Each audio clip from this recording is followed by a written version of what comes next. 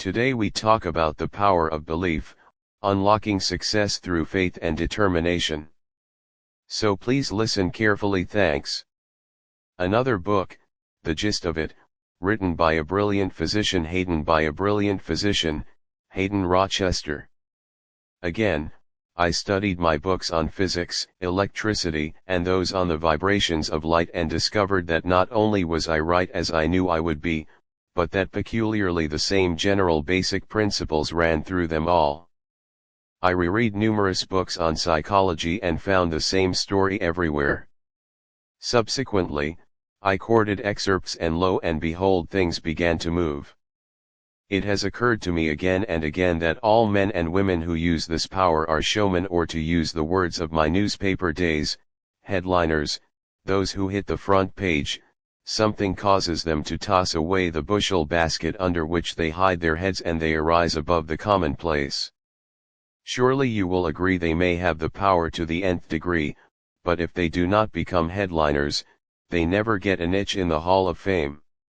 It doesn't follow that they are newspaper publicity seekers, because some of them are very reticent and by their very reticence, a showman. Others adopt certain peculiarities or use certain devices to make them stand out from their filament. Some wear an efficacious smile. Others scowl, and still others have a certain charm of manner. Long hair, whiskers and sideburns play their part. Flowing robes and distinctive dress are worn by others. The showmanship of some is evidenced by red neckties, others by spats affected manners. Where is your niche? Many master the art of oratory, the science of warfare, banking, statesmanship, politics, the arts, but all of them stand out in the full glare of the calcium headliners. The number is legion. I mention a few of those of history and today. Does Master Knees, Nero, Julius Caesar, Christopher Columbus, Cleopatra, Balza de Maille, Passant, Sir Isaac Newton, Joan of Arc, Cromwell, Edgar Allan Poe, Benjamin Franklin, Alexander Hamilton, Bismarck, Graham Bell, General Grant, seal hose fame, T. Barnum, Clement, Kitchener, Woodrow Wilson, Jaffra, Sir Thomas Lipton, Fox, Mussolini, Winston Churchill, Charles E. Hughes, Lloyd George, MHA, McGee, Gandhi, Ramsay MacDonald, Will Rogers, Douglas Fairbanks, Roosevelt, Henry Ford, Lindbergh, Alfred E. Smith, Lenin, and Hitler. They have been and are found in every walk of life. Gandhi uses this power, I am sure, and I think he's the greatest headliner of present times. You can find many pictures showing him in the modern civilized garb of man, but today, and for several years, he has kept his hair cropped short, worn a loincloth and a pair of huge spectacles. I have no right to say that Gandhi affected this attire for any particular purpose, but I believe he has done it to focus the world's attention upon himself for India's cause. I make no attempt to explain why those who use this power are showmen. You'll have to determine that for yourself, but remember, a city that is set upon a hill cannot be hid, neither do men light a candle and place it under a bushel. Again, the great truths of life become known only to those who are prepared to accept them. I repeat, thousands who use the power for evil brought on their own destruction. We get out of life exactly what we put into it, no more, no less. When we put in good thoughts, constructive efforts, and do good, then we receive like in return for whatsoever a man so if that shall he also reap. Detonating caps are now set. Caution signals are out. Be careful. A man's true greatness lies in the consciousness of an honest purpose in life, founded on a just estimate of himself and everything else, on frequent self-examinations and a steady obedience to the rule which he knows to be wrong, which he knows to be right, without troubling himself about what odds may think or say, or whether they do or do not do that which he thinks and says and does. Marcus Aurelius Antoninus. There are thousands, yes, millions of people seeking the secret, the key to health, riches, happiness, contentment, and a solution of their problems through the ages. Many men and women have the secret, use the power, and I'm positive you can acquire it too. If you'll think as you read, accept, and apply the ideas contained herein. What do you want? Where are you going? An old story.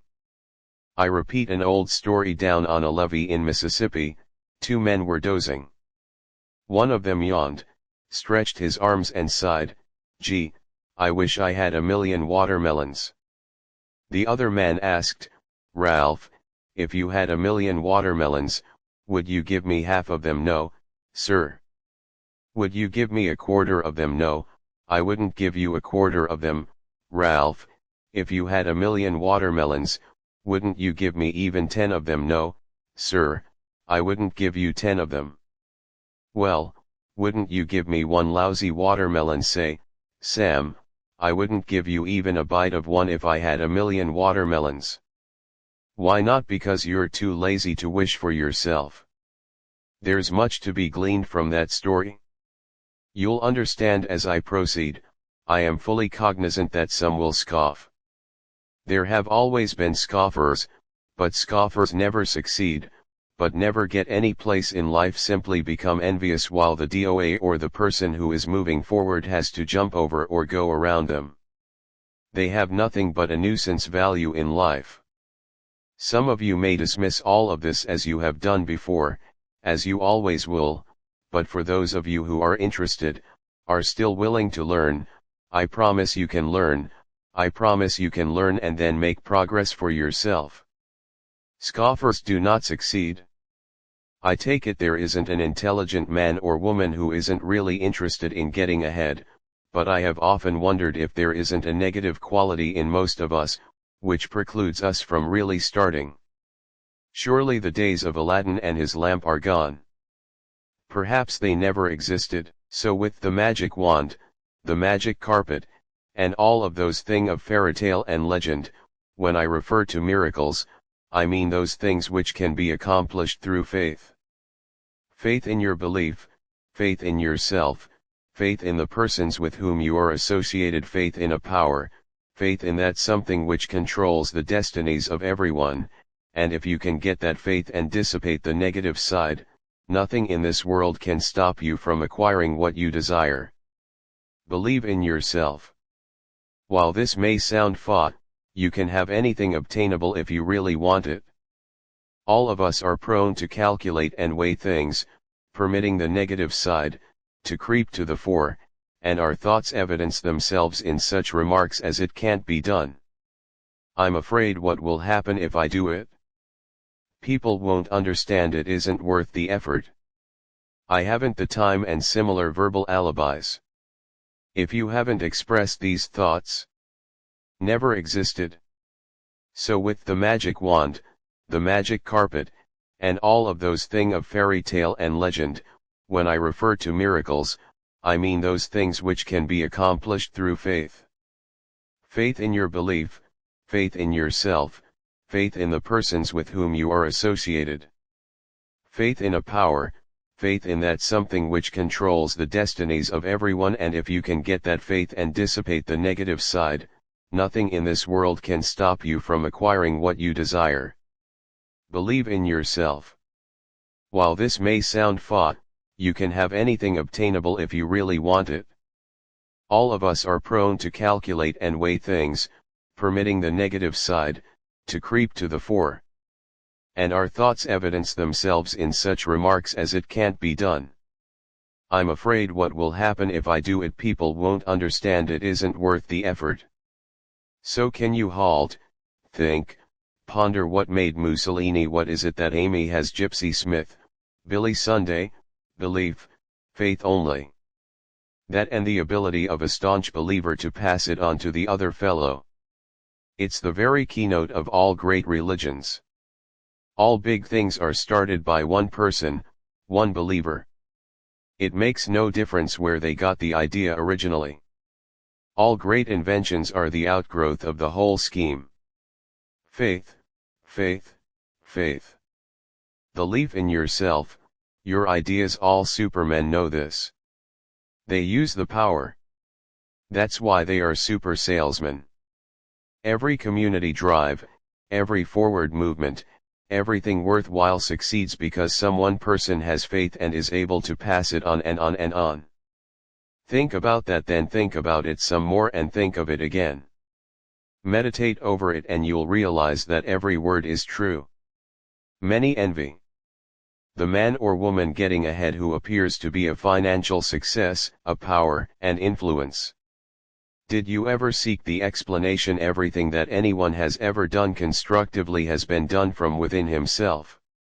Don't envy. Do every one of us, if put on the right track, can accomplish what he or she is after, by keeping before him or her, my own expression, if you believe it, it's so, and adopting the old adage, where there's a will, there's a way. In other words, get that willpower, that faith, that belief working every minute of the day, 24 hours of the day, 7 days a week, 365 days a year. And I promise you, if it's done, you will leave people around you in the progress you make as rapidly as high-frequency electrical discharges oscillate through the ether. Pause and think for a moment. What is organized propaganda? Nothing more, nothing less than a well-developed plan to make you believe. You saw it work in the war days, and if you're wide awake to what is going on around you, you know that it's being worked in every line of human endeavor today, just as it was worked thousands of years ago.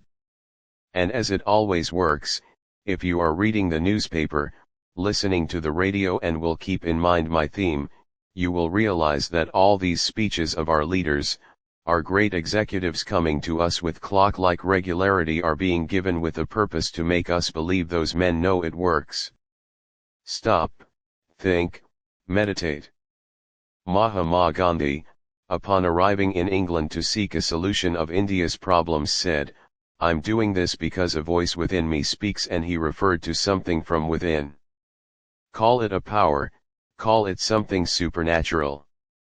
Call it anything you wish. Some refer to it as the subjective mind. Others call it the subconscious mind. Some instinct, some universal thought, still others to the impulses coming from within as hunches. Divine messages. Spiritualists refer to it as a voice from beyond. No matter what it is, it gets results. And now I show you how to acquire it. The voice speaks first, however. Permit me to set the stage by calling attention to the effect of repetition or reiteration. For example, take a pneumatic chisel. You have seen one used in breaking up solid concrete or piercing holes through steel. It's the tap of that chisel with a terrific force behind which causes disintegration of the particles and makes a dent or hold in the object on which it is used. All of us have heard of the old torture system of dripping water on the forehead. Perhaps you are familiar with Kipling's Boots. It's the tramp of boots. Boots that makes men mad. It's the constant never-ending repetition that penetrates. You are familiar with the first part of the picture and how repetition works on material things, but some of you may not thoroughly understand the second part, but here too, it's the repetition that ultimately makes its impression upon the human mind. The fundamental of advertising is its repetition, its appeal by reiteration, 100 others, all impressed on your consciousness. By constant repetition through the science of repetition, you learn to multiply everything you ever memorized was impressed upon your consciousness. Through repetition, you are constantly being reminded to reaffirm your faith in your religious belief, the same science again and again. Repetition, reiteration, reaffirmation, and repetition. The connection between the conscious and the subconscious or subjective mind is close. Every student of the subject knows what may be accomplished by definitely contacting the subconscious when you get a definite detailed picture in your conscious mind by using this process of reiteration or repetition and make the subconscious mind click. You have at your command a power that astounds the science of suggestion. We hear much about the power of suggestion. We know how easy it is to make a person ill by constantly suggesting to him that he doesn't look well, etc. It's the constant mental review of his crime that makes a lawbreaker confess. As a newspaper man, I have been in on many third-degree sessions. I've seen detectives and prosecutors corner a single individual and shoot questions of that individual until his face was bathed in perspiration. It is the deadly repetition, the reiteration, the tap, tap, tap, tap through the power of suggestion which brings confession. Skilled prosecutors, clever defenders appeal to the emotions of jurors, never to the conscious reason. And how do they do it? Simply by a process of repeating and emphasizing time after time, the points they wish to stress. They do it with usage of words and variations of argument behind all. There is that tap, tap, tap, tap, tap, tap. Tapping the subconscious, making the jaws believe. If you will keep this idea of repetition in mind, you will understand why members of a certain race of people are so successful in business. When families are gathered together, the subject of conversation is business, business, business, business. They talk their problems over, they keep before them constantly the idea of making money and making progress, and never for a moment are they permitted to forget, and they stick together. The idea that was born of necessity, just like a machine or an article, is born of necessity. We are all familiar with the old adage. Necessity is the mother of invention, and it is true of all human impulses and endeavors. A drowning man grabs at a straw, a starving man at a crust of bread. The impulses come when you get up against it.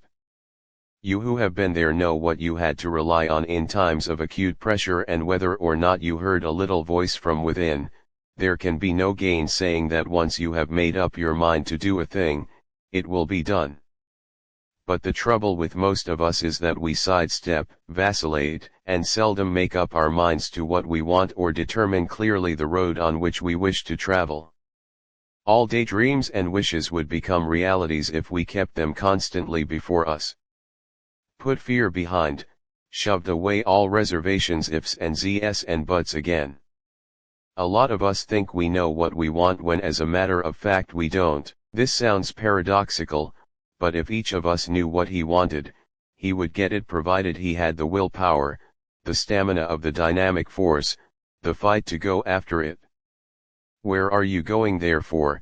The first thing to do is get that spirit of determination that may be obtained by constantly saying to yourself, I will, I will, I will, and I will, and believe it. There, before you know it, you will have developed a willpower which, coupled with these other things I'm about to explain, will change your whole scheme of things and get you on the road to success.